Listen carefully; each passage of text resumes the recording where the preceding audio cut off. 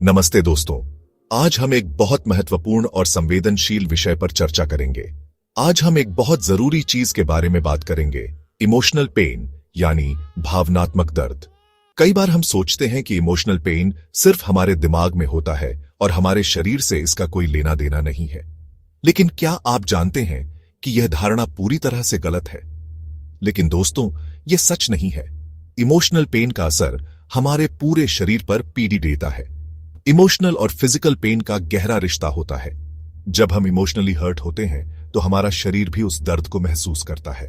दर्द कई रूपों में प्रकट हो सकता है, जैसे कि सिर दर्द, पेट दर्द या दिल की धड़कनें तेज होना।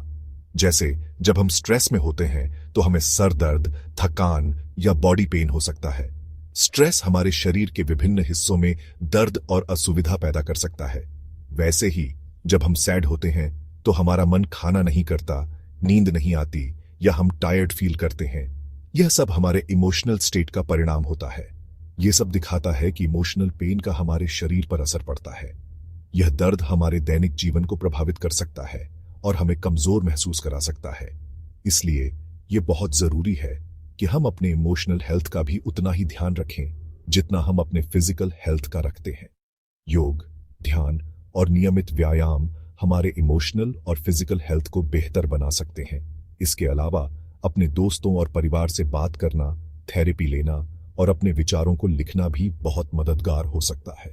याद रखें, आपका इमोशनल वेलबीइंग आपके पूरे जीवन को प्रभावित करता है। दोस्तों, बॉर्डरलाइन पर्सनैलिटी डिसऑर्डर बीपीडी एक दिमाग की बीमारी है जो हमारे सोचने, महसूस करने और बिहेव करने के तरीके को बदल देती है। यह एक गंभीर मानसिक स्वास्थ्य स्थिति है जो व्यक्ति के जीवन के हर पहलू को प्रभावित कर सकती है। इस बीमारी में लोगों के रिलेशनशिप्स ज्यादा स्टेबल नहीं होते, इमोशन स्ट्रांग होते हैं और वे अक्सर इंटेंस इमोशनल पेन महसूस करते हैं।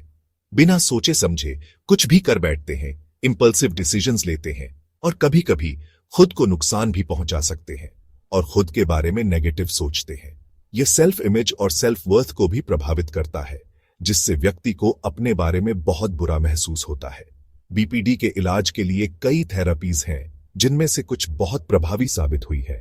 लेकिन दो therapies, dialectical behaviour therapy DBT और कॉग्निटिव बिहेवियर थेरेपी सीबीटी, काफी हेल्पफुल है।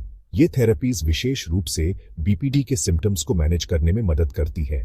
डीबीटी लोगों को अपने इमोशंस कंट्रोल करने, माइंडफुलनेस टेक्निक्स सिखाने और डिस्ट्रेस टॉलरेंस बढ़ाने में मदद करता है। मुश्किल समय में सही डिसीजंस लेने और अपनी रिएक्शंस को मैनेज करने में मदद करता है और रिलेशनशिप्स इंप्रूव करने में मदद करता है। यह थेरेपी व्यक्ति को हेल्थियर रिलेशनशिप्स बनाने और मेंटेन करने में सक्षम बनाती है। सीबीटी लोगों को नेगेटिव थॉट्स और बिहेवियर्स पहचानने और बदलने में मदद करता है जो बीपीडी के सिम्टम्स बढ़ाते हैं। यह थेरेपी व्यक्ति को अपने थॉट पैटर्न्स को समझने और उन्हें पॉजिटिव तरीके से बदलने में मदद करती है। दोनों थेरेपीज लोगों को बीपीडी के साथ एक अच्छी जिंदगी जीने में मदद करती है। यह थेरेपीज व्यक्ति को सेल्फ अवेयरनेस बढ़ाने, इमोशनल रेगुलेशन सिखाने और एक सपोर्टिव एनवायरनमेंट बनाने में मदद करती है।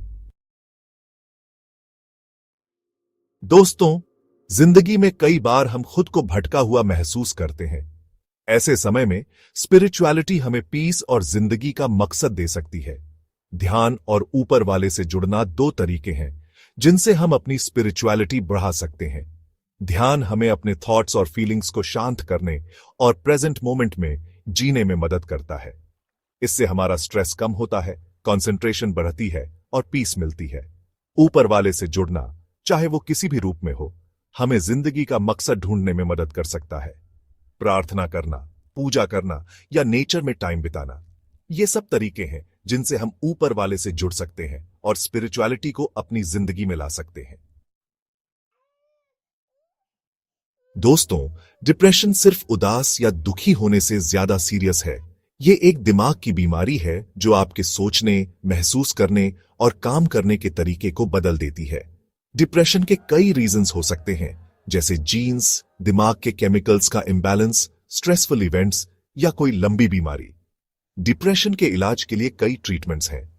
इनमें मेडिसिन्स, थेरेपी, बातचीत से इलाज या दोनों शामिल हो सकते हैं। मेडिसिन्स दिमाग के केमिकल्स को बैलेंस करके मूड ठीक करती हैं। थेरेपी लोगों को डिप्रेशन के रीजन समझने, नेगेटिव थॉट्स और बिहेवियर्स बदलने और मुश्किलों से निपटने के तरीके सिखाने में मदद करती है। अगर आपको लगता है कि आपको डिप्रेशन है, तो डॉक्टर से जरूर मिलें। इलाज अवेलेबल है और आप ठीक हो सकते हैं। सेक्शन 5 इमोशनल तकलीफ, लक्षण, असर और निपटने के तरीके। दोस्तों, लाइफ में यूपीस एंड डाउन्स आते रहते हैं और कई बार हम इमोशनल तकलीफ महसूस करते हैं। इमोशनल तकलीफ यानी मेंटल या इमोशनल पेन दिमाग की वो हालत है जब हम स्ट्रेस, एंजाइटी, डर, गुस्सा, सुन्न, अकेला, उदास या निराश महसूस करते हैं। यह हमारी नींद, भूख, एनर्जी, कंसंट्रेशन और हेल्थ पर असर डाल सकता है। यह हमारे रिलेशनशिप्स, काम या पढ़ाई और जिंदगी पर भी असर डाल सकता है। लेकिन इमोशनल तकलीफ से निपटने के लिए हम बहुत कुछ कर सकते हैं। हमें वो चीजें करनी चाहिए जो हमें खुशी देती हैं। अपनों से मिलना चाहिए, एक्सरसाइज करनी चाहिए, हेल्थी खाना खाना चाहिए और अच्छी नींद लेनी चाहिए। अगर आप परेशान हैं, तो किसी मेंटल हेल्थ एक्सपर्ट से जरूर बात करें। सेक्शन 6 पूरा ध्यान, दर्द मैनेज करना क्यों जरूरी है। दोस्तों, दर्द एक कॉम्प्लिकेटेड चीज है जो शरीर और दिमाग दोनों से जुड़ा होता है। यह सिर्फ एक शारीरिक अनुभव नहीं है, बल्कि इसमें मानसिक और भावनात्मक पहलू भी शामिल होते हैं। दर्द का अनुभव हर व्यक्ति के लिए अलग हो सकता है और इसे समझना और मैनेज करना बहुत महत्वपूर्ण है। दर्द को मैनेज करने के लिए पूरा ध्यान देना जरूरी है। यह सिर्फ दर्द को कम करने के बारे में नहीं है, बल्कि इसे सही तरीके से समझने और इसके प्रभावों को कम करने के बारे में भी है। ध्यान और माइंडफुलनेस जैसी टेक्निक्स इसमें बहुत मदद कर सकती है। इसमें दर्द के फिजिकल और इमोशनल दोनों पहलुओं को देखना होता है। शारीरिक दर्द के साथ साथ भावनात्मक दर्द को भी समझना और मैनेज करना जरूरी है, क्योंकि दोनों एक दूसरे से गहरे जुड़े होते हैं। दर्द के इलाज के लिए दवाइयां, फिजिकल थेरेपी और दूसरे मेडिकल ट्रीटमेंट्स जरूरी हो सकते हैं, जैसे कि फिजियोथेरेपी, एक्यूपंक्चर और अन्य मेडिकल इंटरवेंशंस। ये सभी ट्रीटमेंट्स मिलकर दर्द को कम करने में मदद कर सकते हैं। लेकिन इमोशनल पेन को कम करना भी उतना ही जरूरी है, जो अक्सर फिजिकल पेन के साथ होता है। मानसिक स्वास्थ्य का ख्याल रखना और इमोशनल सपोर्ट प्राप्त करना भी दर्द प्रबंधन का एक महत्वपूर्ण हिस्सा है। स्ट्रेस कम करने, मुश्किलों से निपटने के तरीके सीखने और पॉजिटिव रहने के लिए रिलैक्सेशन टेक्निक्स, ध्यान और सीबीटी जैसे तरीके हेल्पफुल हो सकते हैं। योग, ध्यान और कॉग्निटिव बिहेवियरल थेरेपी जैसी टेक्निक्स मानसिक और शारीरिक दोनों प्रकार के दर्द को कम करने में सहायक हो सकती है।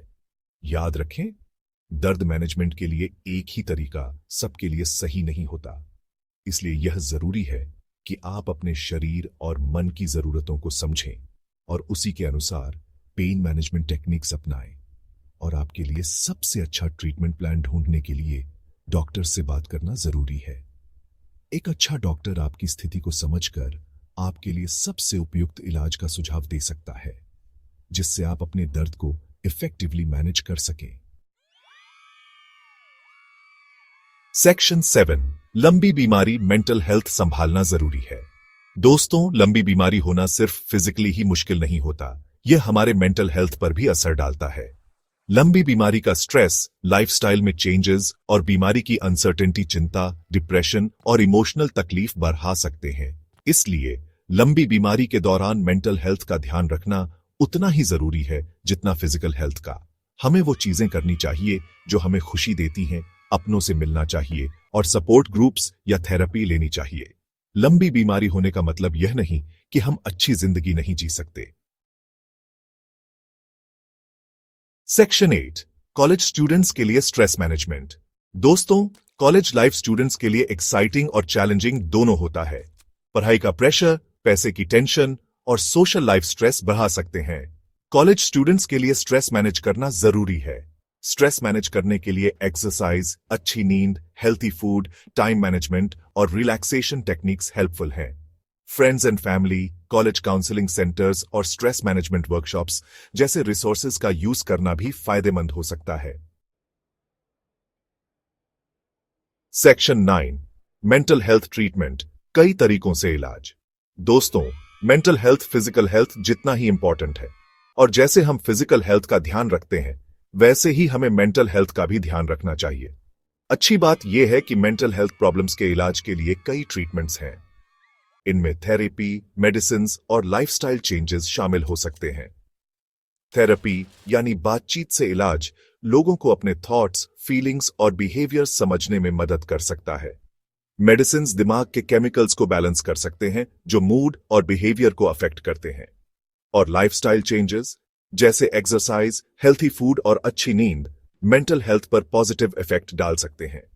याद रखें, मेंटल हेल्थ प्रॉब्लम्स के लिए मदद लेना ताकत की निशानी है, कमजोरी की नहीं।